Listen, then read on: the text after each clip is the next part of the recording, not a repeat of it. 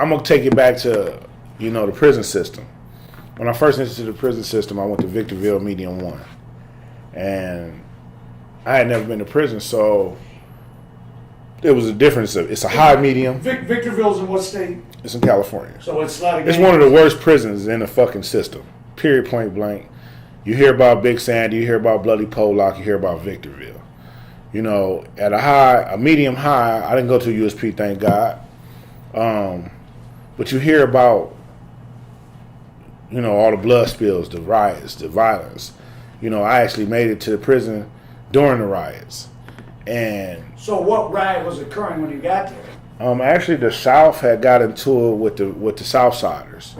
What do you mean, the southern U.S. states?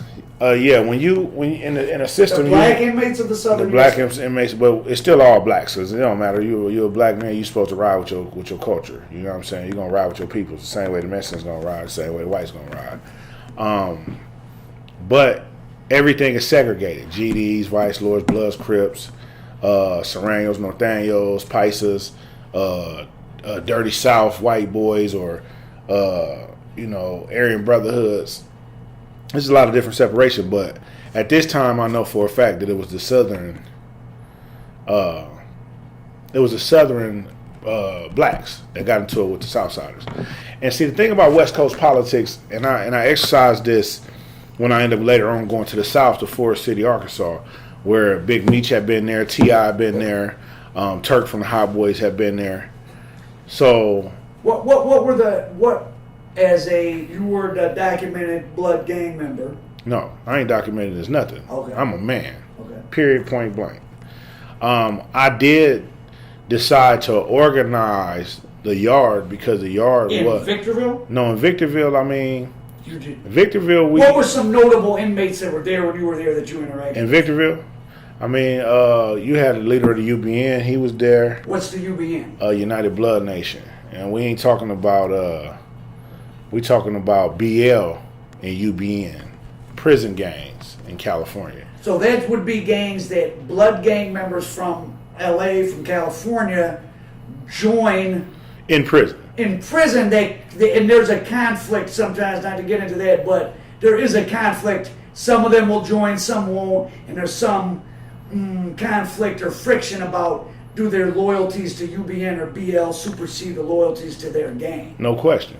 No question. And that's a dilemma for some. Yeah, I mean, you might have some, we call it cut, you know what I'm saying? So you might find your homeboy who one day he was from your hood, he was your dog, and then the day he come back, he UBN. You know, I would say, nigga, you got cut on you. Were you, were you intimidated going into Victorville? No, I wasn't. I never been in prison, so it was just an everyday walk of my path. And you were...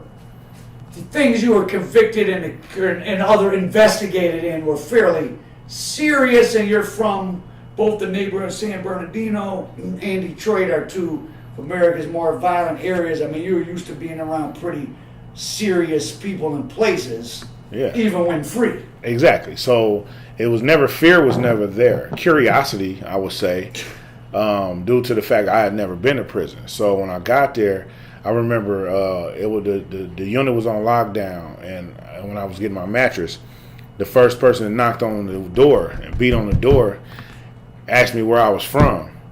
You know, I yelled out what I would yell out every other day.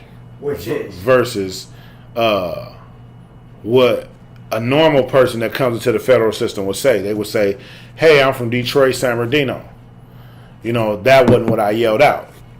And because I wasn't used to it. I mean, they know me. I'm Joka. You know what I mean? You can Google me. You'll find out, exactly where I'm from and how I come. I guess you were yelling out a particular neighborhood, maybe. No question. You know what I'm saying? Because I represent, I'm from Puritan. I'm from Gilbert. It's just period. That's just what it's going to be always. You know what I mean? And, I grew up on 1 mile too. P-Rock area. So, it's just a lot of things that I seen from just being in the medium. So first, say being in Victorville, you had Harry O, who was my dog, Trouble Man, rest in peace, from 20 Outlaws. Harry O started Death Row. He was the funder of Death Row. Then you had, dudes like Trouble Man from 20 Outlaws who was there. You had a lot of, Speedy from L.A. Lanes. He was there. One of the Chief Vice Lords, T-Fly from Chicago. He was there. So it was a lot of high, because it was a disciplinary spot. So if you messed up somewhere, you ended up here. And it was like the fuck up of all fuck ups. So blood spill was a job. Like, you might hear blood spill 5 to 8 times a week. So you had a job cleaning up spilled blood? No. That was little Grasshopper's job. I worked in education. But that was a job. It was a job. It was a job to go clean up blood. They paid $25 a spill. So a motherfucker can make $200-300 just cleaning up blood every week. That was just Victorville. It was like spilled blood almost every day. That's just Victorville. You know what I'm saying? I've seen many butcherings.